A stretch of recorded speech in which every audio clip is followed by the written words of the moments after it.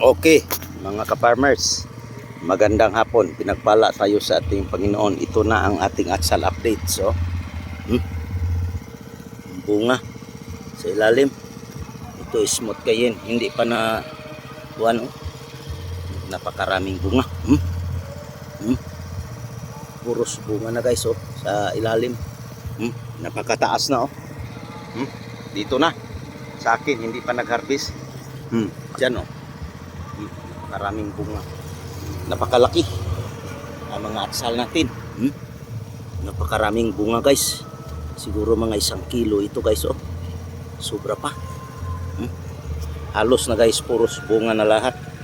So ito nang update sa ating atsal. Smooth kayo. Napakataas guys. So mayroon ng hinog pero hindi pa marami. Hindi pa marami. Napakaraming bunga. Napaka gandang tubo niya. Napakaraming bunga sa ilalim. So nagdidilig tayo kasi walang ulan. So mayroong sibuyas sa tudling niya. Tinamnan ko, double purpose ito. December, mahal itong sibuyas. Harvestin ito December. Saka January, New Year, harvest na yan. Napakaraming bunga guys. Tingnan mo, halos bunga na lang lahat.